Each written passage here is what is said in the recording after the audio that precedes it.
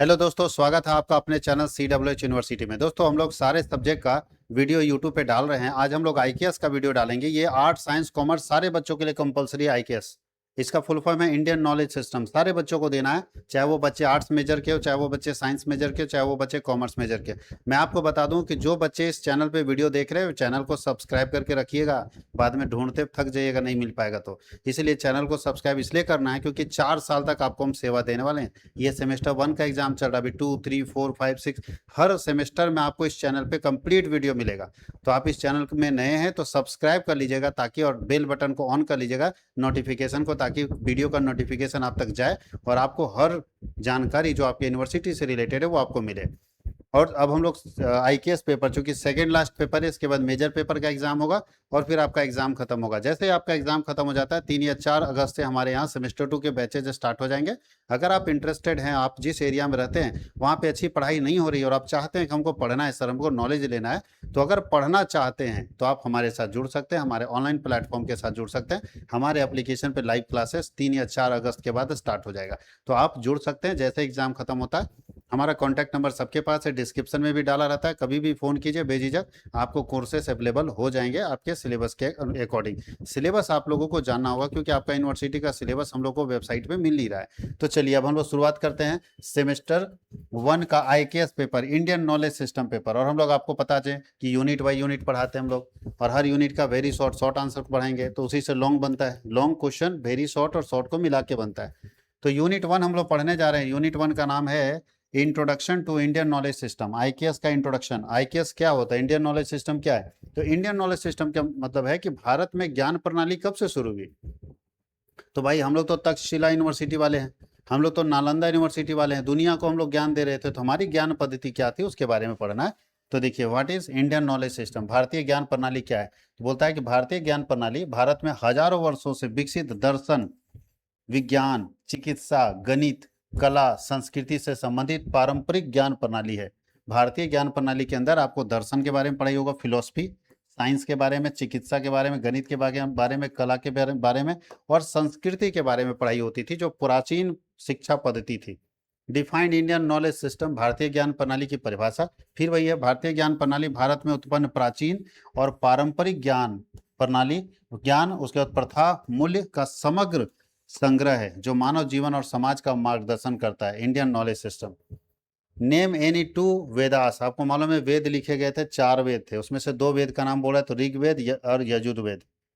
What are उपनिषद। उपनिषद क्या है? तो उपनिषद क्या है? उपनिषद प्राचीन भारतीय दार्शनिक ग्रंथ है जिसमें आत्म, ब्रह्म, परम सत्य का वर्णन किया गया है।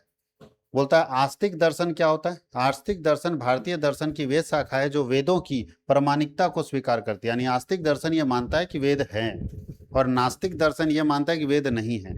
बहुत सारे लोग ये बोलते हैं कि वेद उद कुछ नहीं है, बहुत सारे लोग बोलते हैं नहीं वेद हैं। तो जो हैं वाले वो आस्तिक है और नहीं वाले नास्तिक है। अब शॉर्ट क्वेश्चन में लिखा है भारतीय ज्ञान प्रणाली के अर्थ और दायरे की व्याख्या कीजिए। तो भारतीय ज्ञान प्रणाली का अर्थ बता रहे हैं कि प्राचीन भारत में हजारों वर्षों से जो ज्ञान प्रणाली भारत में चलती आ रही थी वो भारतीय ज्ञान प्रणाली है। हजारों वर्षों से विकसित प्राचीन और समग्र ज्ञान परंपरा भारतीय ज्ञान प्रणाली, जिसमें दर्शन, विज्ञान, गणित, चिकित्सा, साहित्य, कला, संस्कृति, आध्यात्मिकता और नैतिक मूल्यों का समावेश होता है। इसका स्कोप क्या है? तो ध्यान रखिएगा, ये दर्शन और आध्यात्मिकता के क्षेत्र में काम करता है, जिसमें आपको पढ़ाया जाता है आत्मा क्या है, ब्रह्म क्या है, मोक्ष क्या है।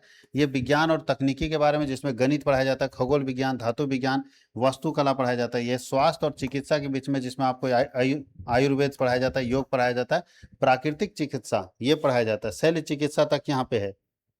आर्ट एंड लिटरेचर, कला और साहित्य में संस्कृत है, नृत्य है, नाटक है, मूर्ति कला है, संस्कृत साहित्य को पढ़ाया जाता है। सोशल और इथिकल वैल्यूज में सामाजिक और नैतिक मूल्यों के बारे में पढ़ाया जाता है, जिसमें सत्य, अहिंसा, कर्तव्य, नैतिक मूल्यों का विकास, और इन्वायरमेंट एंड एग्रीकल्चर में पर्यावरण और कृषि के बारे में पढ़ाया जाता है।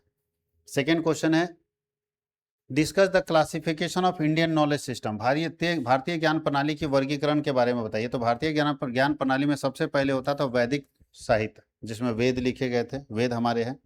दूसरा होता है दार्शनिक परंपरा, बोलता है इसमें आस्तिक और नास्तिक दर्शन के बारे में बताया गया। कुछ लोग ये मानते हैं कि सब कुछ है, कुछ लोग मानते नहीं है, तो मानने वाले आस्तिक, न मानने वाले नास्तिक। साइंटिफिक नॉलेज दिया गया, जिसमें गणित, खगोल विज्ञान, आयुर्वेद, धातु विज्ञान, वास्तुशास्त्र, पर्यावरण विज्ञान के बारे में बताया गया। आर्ट एंड कल्चर बताया गया, जिसमें मूर्ति कला, चित्रकला, नाटक, नृत्य, उसके बाद संगीत, ये सब के बारे में। सोशल एंड पॉलिटिकल नॉलेज दिया गया, जिसमें आपको पढ़ाया गया अर्थशास्त्र, धर्मशास्त्र, गवर्नेंस, इकोनॉमिक्स, लॉ, एथिक्स, ये सब पढ़ाया जाता था। और प्रैक्टिकल एंड अप्लाइड नॉलेज दिया गया, जिसके अंदर आपको पढ़ाया गया एग्रीकल्चर, योग, पारंपरिक चिकित्सा, जल प्रबंधन, हस्तशिल्प, ये सारी चीजों का ज्ञान दिया गया। नेक्स्ट है वेद, उपनिषद और वेदांग के महत्व को समझाइए। वेदों का क्या महत्व है, उपनिषद का क्या, तो चलिए वेद का क्या महत्व है। तो वेद भारत के सबसे प्राचीन पवित्र ग्रंथ हैं। ये भारतीय दर्शन, धर्म और संस्कृति का मूल स्रोत है।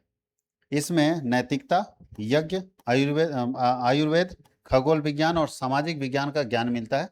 ये सत्य, धर्म और सद्भाव का संदेश देते हैं। उपनिषद का क्या महत्व है, उपनिषद क्या करता है, उपनिषद आत्मा, ब्रह्म, मोक्ष के सिद्धांतों की व्याख्या करता है। यह आत्मज्ञान और आध्यात्मिक विकास का मार्ग दिखाता है। यह तर्क, चिंतन एवं दार्शनिक दृष्टिकोण को बढ़ावा देता है। यह नैतिक एवं आदर्श जीवन जीने की प्रेरणा देता है। वेदांग क्या है, बोलता है वेदांग वेदों के अध्ययन और संरक्षण के लिए आवश्यक 6 सहायक शास्त्र है। मतलब वेदांग वेदों की रक्षा करने के लिए 6 शास्त्र बनाए गए हैं, जिनका नाम है वेदांग, वेदों की रक्षा करने के लिए। ये वेदों के सही उच्चारण, व्याकरण, अनुष्ठान, छंद और समय निर्धारण में सहायता करता है। ये वैदिक ज्ञान की शुद्धता और प्रामाणिकता को बनाए रखने में मदद करता है। 6 वेदांग है, शिक्षा, कल्प, व्याकरण, निरुक्त, छंद और ज्योतिष। डिफ्रेंशिएट बिटवीन आस्तिक और नास्तिक। आस्तिक और नास्तिक क्या है, तो भारतीय दर्शन को मुख्यतः 2 भागों में बांटा गया, आस्तिक दर्शन और नास्तिक दर्शन। आस्तिक दर्शन में वे आएंगे, देखिए यहाँ पे दोनों में अंतर है। बोलता है वेदों की प्रामाणिकता को स्वीकार करता है कि वेद थे, आस्तिक। स्वीकार नहीं करता है नास्तिक, मतलब जो मानता है। वैदिक परंपरा और कर्म कांडों पर विश्वास करता है आस्तिक, और जो नहीं वर्त करता है वो नास्तिक। आत्मा, कर्म, मोक्ष की अवधारणा को स्वीकार करता है आस्तिक, नहीं स्वीकार करता है नास्तिक। प्रमुख दर्शन, न्याय दर्शन, वैशेषिक दर्शन, सांख्य, योग, मीमांसा, वेदांत को ध्यान रखता है दार्शनिक, मतलब आस्तिक, और नहीं करता है तो नास्तिक। अगला क्वेश्चन है explain the source of Indian traditional knowledge. भारतीय ज्ञान प्रणाली, पारंपरिक ज्ञान के स्रोतों की व्याख्या कीजिए। कहाँ से आया, तो ध्यान रखिएगा पुराने भारतीय ज्ञान अगर आप देखें तो वेद से मिलते हैं, और कहाँ से मिलते हैं, उपनिषद से पुराने ज्ञान पद्धति आपको मिलेगा। अगर पुराने चीज पुराण से मिलेगा, महाकाव्य से मिलेगा, महाकाव्य जैसे रामायण है, महाभारत है। वेदांग से मिलेगा, स्मृतियां से मिलेगी, यहाँ से आपको पुरानी परंपरा के बारे में। आयुर्वेद से मिलेगा, योग से मिलेगा, क्लासिकल पुराने टेस्ट से मिलेगा, जो शास्त्रीय ग्रंथ है वहां से मिलेगा। Folk tradition and oral knowledge, लोक परंपरा, लोक गीत, मौखिक ज्ञान, ये सबसे हम लोगों को पुराने जमाने के बारे में कुछ सुनने को मिलता है कि नहीं, उस जमाने में ये होता था। शास्त्रीय ज्ञान होते हैं, बहुत सारे ऐसे गाना बनाया गया है जिससे आपको लगता है कि सच में उस जमाने में लोग ऐसा करते थे। तो ये यूनिट 1 का हम लोगों का फर्स्ट लेक्चर कंप्लीट हो गया। अब हम लोगों को लॉन्ग आंसर टाइप क्वेश्चन दिया, और आपको मालूम है कि लॉन्ग आंसर टाइप क्वेश्चन जो